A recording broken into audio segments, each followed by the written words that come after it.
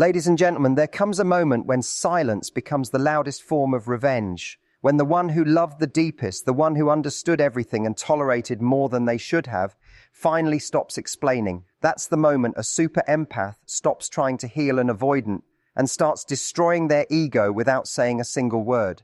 Because nothing shatters an avoidant more than realizing the person they thought would never walk away already has, and they did it with peace, not anger. And there comes a moment in every dynamic between an empath and an avoidant when the quiet begins to feel louder than words. It's the silence after chaos, the pause after endless explanations, and the stillness that speaks volumes. This is not weakness, it's power. It's the moment the super empath stops trying to fix what they never broke, stops rescuing someone who refuses to be saved, and starts walking with dignity that can no longer be negotiated. That's when the destruction begins, not through vengeance, not through shouting or blame, but through the quiet unraveling of everything the avoidant built their ego upon. And the first sign is when the super empath no longer reacts. For so long, the avoidant fed on reaction. The push and pull gave them a sense of control, a validation of their power. Every emotional response from the empath confirmed their importance. But now there's nothing, no more tears, no more over-explaining, no more chasing answers that will never come. The empath's silence becomes deafening. It confuses the avoidant because for the first time, they can't read what's going on. The game they played no longer works. And that silence, it burns deeper than anger ever could because the avoidant's ego thrives on being seen as significant. And when the empath finally stops playing the role of caretaker, the avoidant's illusion of superiority begins to crack. And the second sign is emotional detachment. You see, the super empath once gave their love like oxygen, freely, deeply, and without reservation. They nurtured, they listened, they tried to understand. But there comes a point where even the deepest heart learns self-preservation.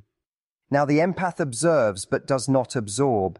They can see the avoidant's defenses for what they are, fear disguised as indifference, distance disguised as strength, and they no longer take it personally. That shift is powerful. It's not coldness, it's clarity. The empath finally realizes that they are not losing love, they are reclaiming it. And when that happens, the avoidant feels it. They feel the loss of energy that once centered them. The control they once had fades, because without emotional investment, their tactics lose all meaning. And the third sign is that the empath starts setting boundaries without explanation. In the past, boundaries came with guilt, apology, and justification. The empath feared being seen as unkind or heartless. But now they understand that boundaries are not barriers. They are bridges to peace. They say no with calm confidence. They walk away when the energy feels off. They stop overextending themselves to earn crumbs of affection. This quiet strength destroys the avoidant's ego because it exposes the truth. Control only works when the other person seeks approval. When that approval no longer matters, the game ends. The avoidant, who once saw independence as a weapon, now faces someone who embodies it effortlessly. The power dynamic reverses without a single word being spoken. And the fourth sign is growth, real, unapologetic, unstoppable growth. The super empath stops revolving around the avoidance moods and starts revolving around their purpose. They invest in themselves, rediscover their passions, reconnect with people who bring peace instead of sea. On fusion, their energy becomes radiant again, their laughter genuine, their presence magnetic. And that transformation does something to the avoidance ego. It shakes it to its core. Because the avoidant's greatest fear isn't abandonment, it's irrelevance. When the empath thrives without them, The avoidant realizes they never had control. They were simply given attention they didn't know how to value, and now they watch from afar as the empath becomes everything they tried to diminish. And the fifth sign is forgiveness, not the kind that invites reconciliation, but the kind that releases attachment. The super empath forgives not because the avoidant deserves it, but because holding on would mean staying in the same emotional prison. This forgiveness is freedom. It's saying, I see you, I understand you, and I no longer need to carry your pain. That forgiveness strips the avoidant of their final illusion, the belief that they still occupy space in the empath's heart. Because forgiveness isn't weakness, it's closure without conversation. It's moving forward without resentment. It's choosing peace over proving a point. And when that forgiveness comes, it's the final quiet act that dismantles the avoidant's ego completely. And what makes this silent destruction so powerful is that it's rooted in love, the purest kind of love. The love that once gave too much now learns to give wisely. The love that once tolerated inconsistency now demands reciprocity. The love that once accepted confusion now craves clarity. The super empath doesn't destroy the avoidant with malice. They destroy them by evolving beyond their reach. They rise so high that the avoidant can no longer use their old tactics to bring them down. The distance becomes not a punishment, but a reflection of growth. The avoidant can no longer manipulate what they can't emotionally access. And that realization that they've lost the emotional hold they once relied on cuts deeper than any argument could. And the quiet confidence of the super empath becomes a mirror the avoidant cannot escape. Every time they look at what they lost, they're reminded that they were never in control of love. They were only in control of avoidance. The empath's peace becomes unsettling. Their detachment feels like rejection. Their happiness feels like a betrayal of the dynamic that once fed the avoidant's ego. And yet deep down, the avoidant knows it was never the empath's job to shrink so that they could feel safe. It was their responsibility to heal what they refused to face. But now it's too late. The super empath has moved on, not with bitterness, but with grace. And this transformation doesn't happen overnight. It's born through heartbreak, through sleepless nights, through the painful realization that love cannot fix what ego refuses to acknowledge. But once the empath learns that lesson, everything changes. Their presence no longer seeks validation. It demands respect. Their kindness no longer invites exploitation. It inspires admiration. The avoidant begins to see what they underestimated, a strength that doesn't need attention, a love that doesn't need recognition, a spirit that no longer fears solitude. And that is the true destruction, the destruction of illusion. And the empath's silence teaches the avoidant what words never could, that love cannot be taken for granted, that emotional distance doesn't protect, it isolates, that power built on fear will always crumble when met with someone who loves without conditions, then leaves without hate. The avoidant's ego begins to suffocate in the emptiness they once used as a shield. Because now the empath's absence echoes louder than their presence ever did. It's in the unanswered messages, the empty spaces, the calm energy that replaces chaos. It's in the realization that they can no longer provoke a reaction, no longer stir emotion, no longer manipulate perception. The control they once cherished dissolves in the quiet strength of someone who has finally outgrown their game. And as the super empath continues forward, something beautiful happens. They stop needing closure from the avoidant.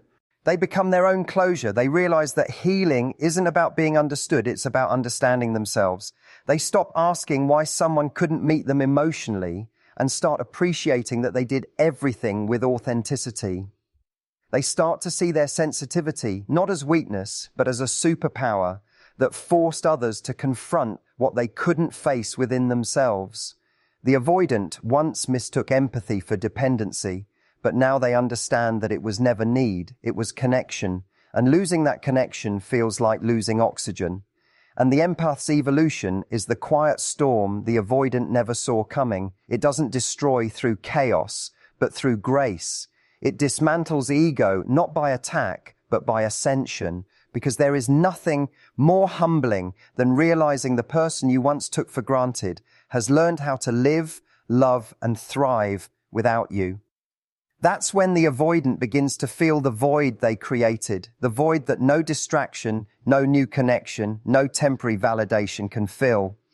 And that's when the empath, with calm certainty, walks away, not to prove a point, but because peace has become their new standard.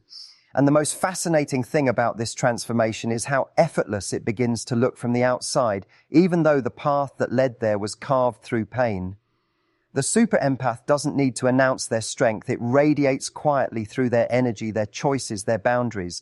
The avoidant, who once prided themselves on emotional control, starts to sense that they've lost their grip, not because of confrontation, but because of calm. And it's that calm that unsettles them the most. There's no more chasing, no more proving, no more emotional bargaining. The empath has become untouchable, not by building walls, but by building worth. And they no longer measure their value by someone else's inconsist.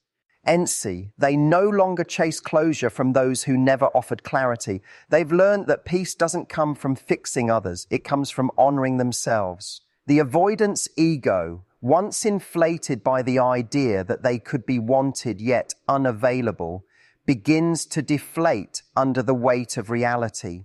Because the moment the empath stops seeing the avoidant as something to understand and starts seeing them as something to outgrow, the dynamic collapses entirely. What was once a dance of pursuit and retreat becomes an empty stage. And in that emptiness, the avoidant finally faces the silence they created, the silence that no longer belongs to control, but to consequence. And the super empath, meanwhile, begins to channel all that energy inward. What once went into over-analyzing texts and decoding mixed signals now flows into self-mastery. They start reading again, creating again, dreaming again. They rediscover their rhythm. Their world expands beyond the narrow focus of one person's validation. They realize that the same intensity that once made them love deeply can also make them succeed fearlessly. They start waking up with purpose instead of pain.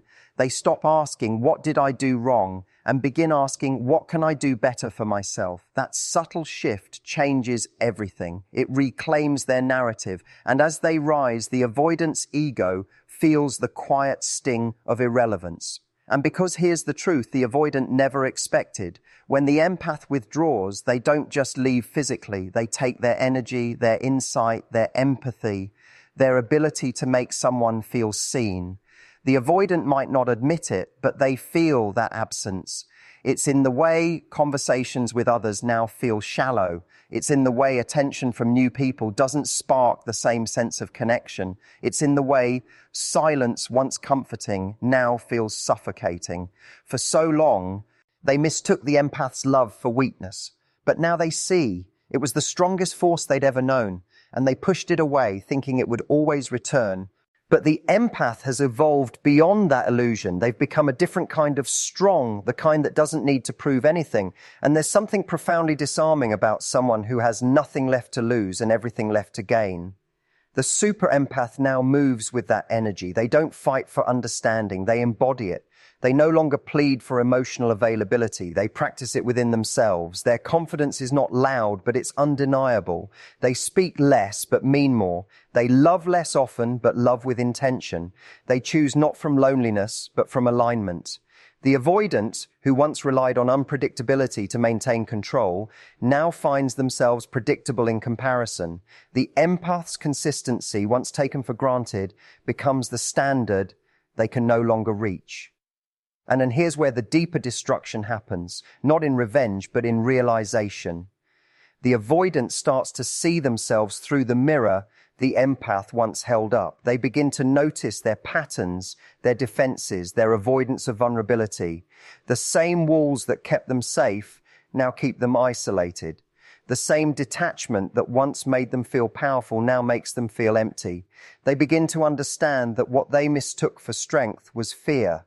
What they called independence was avoidance. What they thought was control was actually running. The ego that once fed on distance now starves in the absence of connection. And all of this happens quietly, internally, as they watch the empath live freely without them.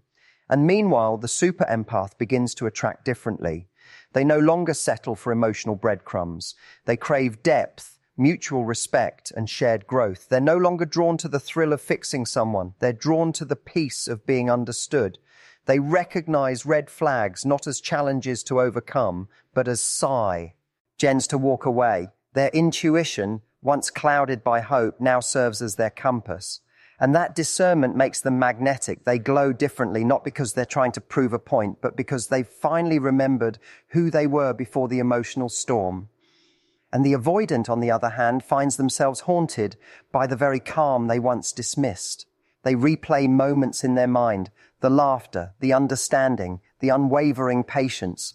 They remember how the empath saw beauty in their chaos, how they stayed when others left. And now, faced with the echo of their own detachment, they realize they didn't lose someone who needed them. They lost someone who saw them.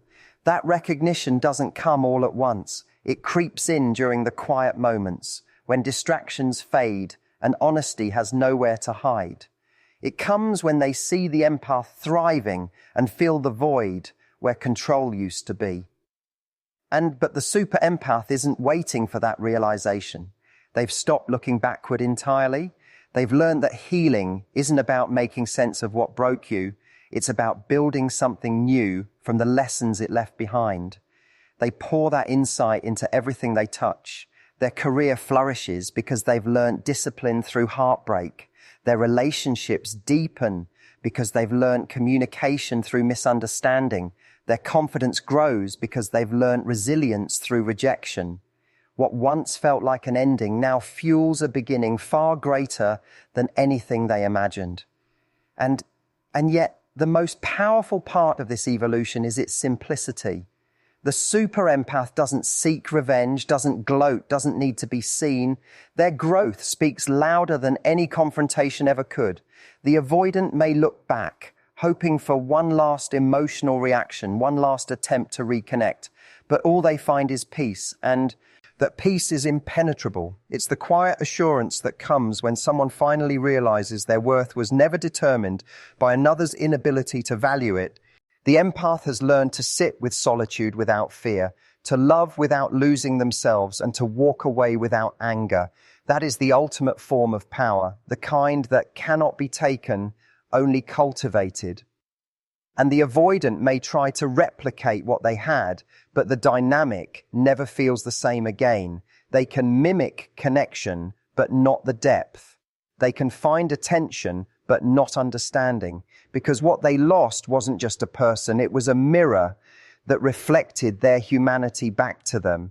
And that's why the ego suffers so deeply. It's not the loss of love that hurts the most. It's the loss of someone who saw beyond the facade. When that mirror shatters, they are left face to face with themselves. And that confrontation is far more painful than rejection.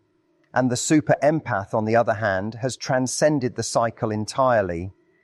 They now understand that empathy is a gift, but one that must be guarded. They know that love without boundaries leads to self-betrayal. They've learnt to discern between connection and codependency, between chemistry and compatibility. They no longer confuse intensity with intimacy. Their growth has refined their heart, not hardened it. And that's what makes them so powerful. They can still love deeply, but now they do so from abundance, not scarcity. They give, but they don't lose themselves in the giving. They care, but they don't carry. They help, but they don't heal others at their own expense. And so the silent destruction continues, not through conflict, but through contrast. The empath's peace becomes the avoidant's mirror. The empath's joy becomes their reminder. The empath's absence becomes their teacher. And as the empath continues to rise, the avoidant begins to see that what they perceived as weakness was actually wisdom disguised as vulnerability. Because it takes incredible strength to love someone who fears love, an even greater strength to let them go without resentment. The empath has mastered that balance. They've learned that healing doesn't mean forgetting. It means remembering without pain. They've become both the storm and the calm, both the wound and the wisdom, both the heart that once broke and the soul that rebuilt it stronger than ever. And what begins to unfold next is the most profound stage of transformation, the moment the super empath realizes that their journey was never about the avoidant at all. It was about awakening. Every moment of confusion, every unanswered message, every instance of emotional distance was a mirror reflecting their own strength back to them. The pain wasn't punishment, it was preparation. It was preparing them to stop chasing half-hearted love and start standing firmly in the knowledge that they are already whole. And as this realization deepens, the destruction of the avoidance ego reaches a quiet climax, not because the empath sought to destroy, but because truth itself has a way of dismantling everything built on fear. And now the super empath moves differently. They no longer shrink to make others comfortable. They don't suppress their emotions to seem less intense. They have embraced their depth as a gift, not a flaw. Where once they were told they were too much, now they understand that their emotional range was never the problem. It was simply too expansive for those still afraid of their own reflection. The avoidant once mistook that depth for dependency, but it was never neediness, it was presence. The empath was never asking for rescue, they were offering connection. And now that they've learned to offer that connection inward, they no longer seek permission to be their full, authentic self. And the avoidant begins to notice something different in the air. The energy has shifted. The empath who once waited for calls or just now doesn't even flinch when the phone lights up. Their peace cannot be disturbed because it no longer hinges on external validation. They respond, if at all, with calm detachment, not out of spite, but because their emotional world no longer orbits around uncertainty. The avoidant, used to being chased, suddenly feels the chill of being ignored, not in anger, but in indifference. That indifference terrifies them, because what they once saw as control now feels like invisibility. The spotlight they took for granted has moved elsewhere. And the empath, in their newfound power, doesn't need to prove anything. They don't argue, don't justify, don't seek revenge. They simply rise. And rising in silence is the most devastating blow to the avoidance ego. Because when someone thrives after you, when someone becomes more radiant than ever in your absence, it forces you to confront the truth that their light was never dependent on you, but their attention once made you feel important. The avoidance ego begins to crumble under the weight of realization. It wasn't that the empath needed them. It was that they were lucky to have been seen by someone so genuine. And as time passes, the super empath begins to experience the beauty of their own evolution. Their peace feels different now, deeper, stable, earned. They've stopped mistaking emotional chaos for passion. They now understand that love should feel grounding, not dizzying. Nurturing, not consuming. They no longer chase intensity, they crave security. They no longer confuse unpredictability for excitement, they crave consistency. And that shift is powerful because it transforms their entire energetic frequency. The kind of people they attract changes. The kind of conversations they have change. Their standards rise, and with that rise, the old patterns fall away. And the avoidant, meanwhile, begins to experience the void that was once filled by the empath's warmth. They scroll through old messages, remembering the comfort of being understood without having to explain. They recall the gentle words, the patience, the acceptance, but now those memories don't bring peace, they bring discomfort, because the ego can only ignore truth for so long before it begins to ache under its own denial. The avoidant begins to realize that avoidance was never safety, it was self-sabotage. The emotional distance that once protected them now isolates them. The silence they once weaponized now becomes unbearable. And through it all, the super empath doesn't gloat. They don't need to. Their healing has made them compassionate, not vindictive. They understand that the avoidance behavior was born from pain, even if it caused theirs. But they've also learnt that understanding someone's wounds doesn't mean you have to bleed for them. Compassion without boundaries is self-destruction, and they're done destroying themselves to save someone who refuses to swim. Now, their empathy is mature. It's balanced. It's discerning. They can care without collapsing, love without losing, give without depleting. That evolution marks the final quiet unraveling of the avoidance illusion of control. And because deep down the avoidant begins to see that while they were busy running from love, the empath was learning to embody it. While they were hiding behind defenses, the empath was building inner strength. While they were guarding their ego, the empath was healing their soul. The contrast is undeniable. The very traits the avoidant once dismissed as too emotional now become the ones they crave. The calm presence, the warmth, the understanding, all gone, replaced by an impenetrable serenity that reminds them of what they lost. It's not the kind of loss you can replace. It's the kind that lingers quietly in the background of every new connection. And the super empath continues forward, no longer defined by their pain, but refined by it. They use what they've learned to build stronger foundations in every part of their life. Their work becomes more purposeful, their friendships more authentic, their self-talk more loving. They no longer need grand gestures or dramatic confessions. They've learned that true love doesn't require convincing. It flows naturally between two people who meet with open hearts. They no longer fantasize about fixing anyone. They've replaced fantasy with standards. They've traded longing for alignment. They've replaced uncertainty with faith in themselves. And this is where the avoidance ego feels the deepest sting, because when someone you once saw as dependent becomes completely self-sufficient, when someone you believed would never let go moves on without a trace, it forces you to see yourself differently. The ego thrives on being needed, and when it's no longer needed, it starts to question its worth.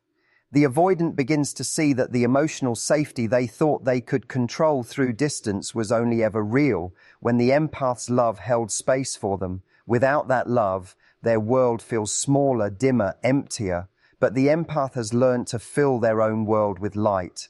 And they now understand the difference between attachment and connection. Attachment says, I need you to complete me. Connection says, I choose you because I'm already whole. That shift in energy destroys any dynamic built on imbalance. The empath no longer overextends, overexplains, or overcompensates. They exist in their truth unapologetically. They can look at the avoidant now, not with resentment, but with gratitude. Because without that pain, they would never have learned the art of detachment with love. The ability to let go while still wishing someone well. That's the kind of emotional mastery the avoidant cannot comprehend, because it requires the one thing they've spent their lives avoiding, vulnerability. And it's in that contrast that the final destruction occurs, not in conflict, but in reflection. The avoidant looks at the empath and sees what they could have been if they'd faced their fears instead of running from them. They see courage wrapped in compassion, strength dressed in softness. They see freedom where they once saw dependency. They see peace where they expected pain. The very qualities they once resisted are now the ones they envy. And that envy doesn't stem from bitterness. It stems from recognition, because deep down, they know the empath has mastered what they've been too afraid to attempt: openness. And as the super empath continues their journey, they become living proof that healing changes not just how you love, but who you attract, how you respond, and what you tolerate. Their presence becomes magnetic because it's rooted in truth. They don't chase, they attract. They don't beg, they embody. They don't argue, they align. Every step forward sends a silent message: I have outgrown the version of myself that tolerated what hurt me. And that message, though never spoken aloud, is what destroys the avoidance ego entirely, because the avoidant finally understands they didn't lose the empath's love, they lost access to it. And the empath's love still exists, but it's no longer available at the cost of their peace. It's no longer up for negotiation. It's no longer chasing potential. It's choosing reciprocity. That love is sacred now, protected, selective. It no longer seeks validation because it has found something far greater: self-respect. And that self-respect becomes the ultimate weapon against manipulation, control, or ego-driven power plays. The avoidant can no longer touch what they once took for granted because the energy that allowed it no longer exists. The dynamic that once defined them has dissolved completely, leaving only one undeniable truth. The empath has risen, and the avoidant is left to face the echo of their own emptiness. And as the super empath continues to rise, their energy starts to change everything around them. It's almost magnetic, the kind of F strength that doesn't demand attention but naturally commands it. People begin to notice the calm in their presence, the steadiness in their gaze, the certainty in their words. It's the quiet kind of confidence that can only come from surviving something that once tore you apart. They've stopped seeking validation and started radiating self-assurance. The avoidant, watching from a distance, senses it. They can't quite explain it, but they feel the difference in the air. The balance that once favored them has shifted completely. The power dynamic that once defined their control has dissolved, and now, for the first time, they are the ones uncertain. And the empath doesn't need to perform anymore. They don't need to prove their loyalty or love. They've realized that love should never be proven. It should be shared. They've learned that if someone needs you to lose yourself to keep them comfortable, it's not connection, it's captivity. So they walk with grace, with the kind of ease that says, I no longer chase what costs me my peace. That very energy is what dismantles the avoidance ego further, because the ego feeds on reaction and the empath no longer provides one. They've become emotionally sovereign. The avoidant, used to being the emotional thermostat of the relationship, finds themselves lost without control over the temperature. And the super empath's growth now becomes undeniable. They've stopped replaying what went wrong and started appreciating what it taught them. They no longer ask, why did this happen to me? But instead, what did this awaken in me? That subtle shift in awareness transforms their pain into wisdom. Every heartbreak becomes a lesson in boundaries. Every disappointment becomes a lesson in self-worth. Every rejection becomes redirection. The avoidant, however, still lives in emotional scarcity, mistaking detachment for strength. They don't understand that the real strength lies in vulnerability, the kind of openness the empath has learned to embody again, but this time with discernment. And the avoidant begins to feel something new, something they once believed they were immune to, loss. Not the kind of loss that comes from absence, but the kind that comes from realization. They realize they didn't lose someone ordinary. They lost someone extraordinary. They lost someone who was willing to understand what others ran from, someone who saw through their defenses and still chose compassion. The ego tries to rationalize it, to tell them it doesn't matter, that they're better off alone. But deep down, the truth gnaws at them. Because it wasn't the empath's presence that broke their walls, it was their absence that exposed them. And meanwhile, the empath has begun to attract a new level of peace. Their life no longer revolves around uncertainty. It flows with intention. They've replaced overthinking with trust, overgiving with balance, over-explaining with silence. They now understand that silence can be an answer and distance can be an act of love, love for oneself. They no longer apologize for their sensitivity, their intuition, their desire for deep connection. They understand that the depth of their love isn't a flaw, it's their superpower. And that superpower, once directed outward toward those who couldn't appreciate it, is now being used to build themselves. And they find new passions awakening, new opportunities flowing in, new relationships forming with people who mirror their energy instead of draining it. The more they heal, the more they attract authenticity. Their inner world becomes too rich for superficial interactions. They no longer chase excitement that burns quickly. They crave connection that endures quietly. Their soul, once tired from carrying the weight of others, now feels light, unburdened, free. They laugh more freely, speak more gently, love more wisely. They are no longer defined by what happened to them, but by how they rose from it. And the avoidant, how. They cannot escape the echoes of what was lost. Their ego begins to crumble under the pressure of contrast, the contrast between the emptiness they feel and the fullness the empath radiates. They thought distance would protect them, but it only amplified what they were avoiding, their own emotional void. They try to fill it with distractions, with temporary connections, with fleeting validation, but nothing satisfies. Because the truth is, once you've experienced a love that sees your soul, Everything else feels shallow. The avoidant begins to understand this too late, realizing that while they were busy guarding their heart, they pushed away the one person who saw it without judgment. And the empath doesn't look back. They've learned that sometimes the most loving thing you can do for someone is to let them face themselves. They understand that healing cannot be forced. It has to be chosen. And while the avoidant may still hide behind logic and control, the empath has embraced the freedom of feeling. They've learned to let emotions flow without letting them drown. They've learned to trust their intuition even when others call it overthinking. They've learned to forgive without reopening doors, that forgiveness isn't for the avoidant, it's for themselves. It's the final act of releasing energetic attachment, the moment the heart says, I remember, but I no longer ache. And that moment is transformative. It marks the death of old patterns and the birth of a new identity. The super empath becomes a version of themselves that no longer fears solitude. They find beauty in their own company. They stop looking for home in others because they've finally built it within. The avoidant once thought independence meant isolation, but the empath now embodies true independence, the kind that allows connection without losing individuality.